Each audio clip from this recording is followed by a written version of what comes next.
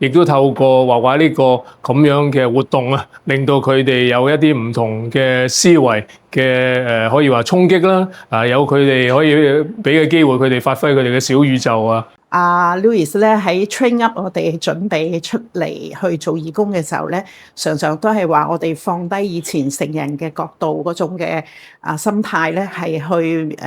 參與嗰個活動。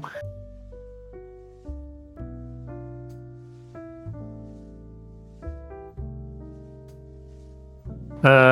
實今次我哋嘅角色咧，又係一個參與者啦，亦都係一個可以叫助教咁樣啦。咁我哋希望透過呢啲畫班啦，亦都令到再生會啲會員啦，有一個唔同嘅發揮啦。即係除咗話一般嘅畫畫嘅畫班之外啦，亦都透過畫畫呢個咁樣嘅活動啊，令到佢哋有一啲唔同嘅思維嘅可以話衝擊啦。咁我哋喺呢10堂裏邊咧，我哋其中有一堂咧，我哋就會擔當，我哋會用一個唔同嘅主題啦。就會係做一個同佢哋嘅分享，咁啊希望咧用喺嗰個我哋自己負責嘅主題裏邊咧，係帶動佢哋有一啲即係新嘅諗法啊咁樣樣啊。咁譬如話我自己負責嘅嗰一堂咧，我就用咗一個好普通嘅麥記嘅咖啡杯啦，就希望佢哋咧由呢個咁嘅咖啡杯一個咁簡單，我哋成日都會見到嘅物品裏邊咧，都能夠係睇到事物嘅唔同嘅角度啦，唔同嘅方向啊，唔同嘅方面啊咁樣樣。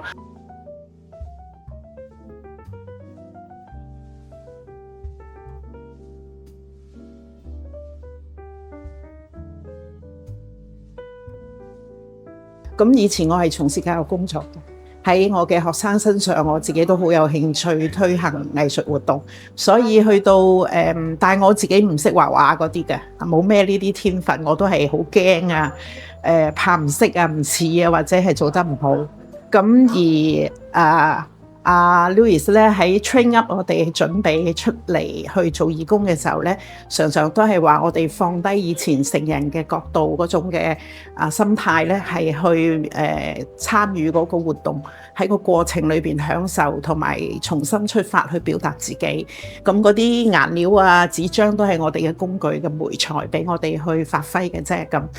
喺帶領嗰個工作坊嘅過程裏邊咧。Louis 係鼓勵我哋每一個義工，我哋有6個義工出去，咁即係6個助教啦。咁每一個助教咧都構思一個嘅遊戲或者叫做項目啦。咁一個主題，咁我哋就去設計嗰個活動，咁啊同嗰啲嚟再生會報名參加活動嘅人咧互動啊，從中咧係有一啲嘅藝術嘅作品出現。咁喺嗰個過程裏邊，我自己好似有返一個老師咁嘅角色啦嚇。帶領呢一組別嘅時候咧，我唔係覺得係好難嘅一件事，但係喺長者身上去做呢件事咧，我覺得好新鮮。咁同埋原來佢哋真係個養生係想我哋重新去感受自己內心，我哋童真嘅自我喺邊度，我哋嘅內在小孩喺邊度，我哋對一啲嘢點樣發生咗情感，我哋點樣透過顏色線條色塊或者係唔同嘅質感咧去表達我哋自己一啲